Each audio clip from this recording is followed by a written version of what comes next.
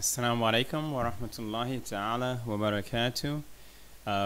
This is Friday, so it's what I call the free day to talk about any topic, any subject, perhaps that is beneficial or relevant.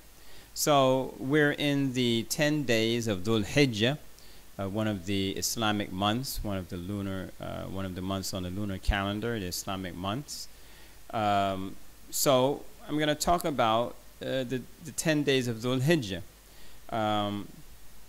You have to understand that these are very special days, okay, which were mentioned by the Prophet Muhammad sallallahu alaihi wasallam, and so they should be special to us as it was special to him. It should be special to us because Allah subhanahu wa ta'ala prescribed for us an example and leader, and that is of the Prophet Muhammad sallallahu alaihi wasallam. And so we should follow his example, as Allah subhanahu wa ta'ala mentioned in the Quran, لَقَدْ كَانَ لَكُمْ فِي رَسُولِ اللَّهِ أُسْوَةٌ حَسَنَةٌ لِمَنْ كَانَ يَرْجُو اللَّهَ وَالْيَوْمَ الْآخِرَ وَذَكَرَ اللَّهَ كَثِيرًا. So an uswa hasatan, he's an example, a qudwa, okay, example. So all these words are in connection, in reference to the Prophet sallallahu alaihi wasallam. So we should try to follow his example, follow his way of speaking, and what he said, did, and approved of. We should try our best to follow these things. So that's how we know the significance and special nature of these 10 days that we're in. And so I pray to Allah subhanahu wa ta'ala that you and I, that we all benefit from these special days. There are certain days that are special throughout the year, and if you miss them, you miss them. So we need to take advantage of these special days. Within these days, you have the day of Arafat, subhanAllah. So this is a subject that we could speak hours and days and months and years about, the specialness of these 10 days. But for the sake of time, let me just spend some time just mentioning a few of the benefits, and hopefully you and I can benefit from that, and Allah reward us for reflecting on it. And remember that whenever you mention the name of Allah and you gather together and you mention Allah and you remember Allah, that the angels also gather around as we are doing that, and peace, sakina, tranquility comes down upon us. So anyone that's watching this video, and I'm reminding you of what Allah and His Messenger Muhammad sallallahu alaihi wasallam has said, and you're thinking and reflecting on it, that we're getting the reward of Allah subhanahu wa ta'ala for that, and peace and calmness, tranquility should be descending upon us if we're sincere in that, okay? And we'll be getting rewards from Allah subhanahu wa ta'ala for remembering Allah and His Messenger sallallahu alaihi wasallam. Okay, so there's great benefit in that.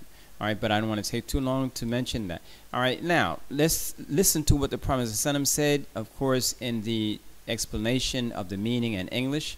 The Prophet ﷺ said, "There is no deed that is better in the sight of Allah or more greatly rewarded than a good deed done in the first 10 days of Al-Adha." And it was asked, not even jihad in the sake of Allah?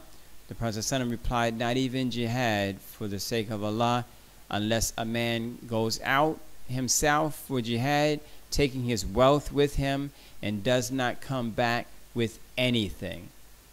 Okay, so and this is narrated in Sahih Bukhari. So a person who gives up everything, his wealth and his life, for the cause of Allah, to defend the Muslims, to defend Islam, and he dies in that way, in that path, that's the only one that can get a greater reward than anyone who does good deeds during these 10 days. So you can see how great the reward is if it's not greater than the one who loses his life in that way, then even those who fought in that way and didn't lose their lives doing good deeds during these 10 days, they are greater than that, greater than the person who fights in the way or struggles in the way of Allah and comes back alive. So it's great, the reward is great. And so we're talking about doing as many good deeds. And it's an important point that I have to mention, because some people get in the habit of thinking that this is like Ramadan, you know, that these are the days that you should be fasting. And Prophet Muhammad ﷺ never said that. So let's keep it within context. Prophet ﷺ said about doing good deeds, that the good deeds that you do during these 10 days are more beloved by Allah subhanahu wa ta'ala than any other deeds all throughout the year. So the best 10 days are the 10 days of Dhul Hijja, which we are in, and the best nights, or the best 10 nights, are the nights of of Ramadan, in the last 10 days of Ramadan, when we should be in i'tikaf, in seclusion, the days in which there's a Laylatul Qadr. These are the best 10 nights, but the best 10 days are the 10 days of Dhul Hijja, okay? And so we should be doing as many good deeds as possible during these 10 days. And like I said, let's keep it within context. Yes, fasting is a good deed, but we should not say what the Prophet ﷺ did not say. We should not go around to other people and ask, are you fasting? Did you fast? As if this is one of the sunnahs of the Prophet ﷺ that he instructed people to do.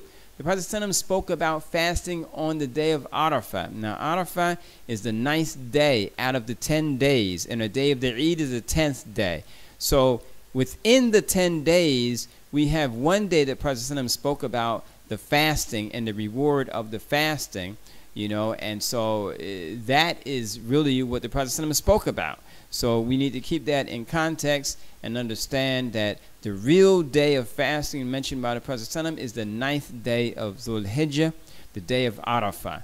All right, and so the 10th day would be the day of the Eid, and you cannot fast. You cannot fast during the day of the Eid. So it's obvious that the Prophet ﷺ never mentioned fasting the 10 days of Dhul Hijjah, because like I said, on the 10th day you cannot fast during the day of the Eid. So that means the only amount you can possibly fast would be 9 days. So there was no mentioning of fasting 9 days by the Prophet ﷺ. He mentioned doing good deeds during the 10 days, which includes the day of the Eid. Not going to do bad things or sins or doing things on the day of the Eid. You're going to celebrate the Eid, and you go, to parties or go listen to music or smoke cigarettes or do things like that. So the day of the Eid is included in doing good deeds in the 10 days of doing good deeds in the Dhul Hijjah, in the month of Dhul Hijjah. So we have to remember that doing good deeds, they do not stop with the day of the Eid. It continues on the day of the Eid as well. All right, so remember that. Good deeds during all of the 10 days, and fasting is just one of those good deeds. So you should treat fasting in the same way that you would treat any other good deed.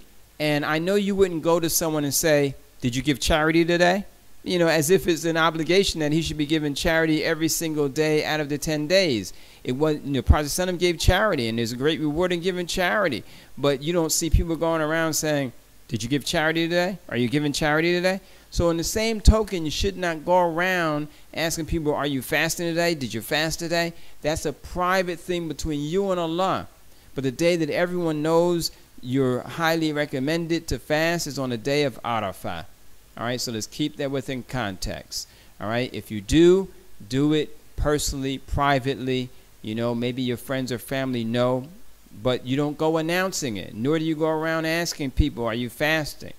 All right, it's a day of Arafat that Prophet ﷺ mentioned fasting on, and doing good deeds all throughout the 10 days that Allah is most beloved by Allah subhanahu wa ta'ala. So remember that. So do good deeds all of the 10 days. Fasting is one of them, but charity is another. Visiting the sick, and doing many good deeds, giving advice, giving classes, even what we're doing here, watching the video and reflecting on what Allah said and what the Prophet ﷺ said. All of that is a part of good deeds. All right, so remember that, and that's all for today. Just a reflection on the fact that these are special days. Do good deeds, many good deeds as possible, any kind, every kind that you can possibly do. Fasting is one of them.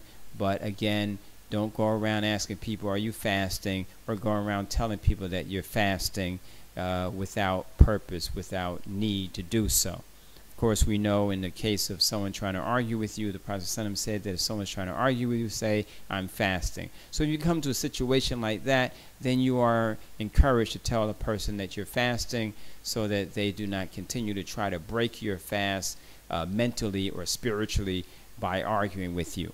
Okay? And that's it. Enjoy your day. Thanks for watching. If you enjoyed what you watched, benefited from it, give a thumbs up and subscribe. Assalamu alaikum wa rahmatullahi wa barakatuh.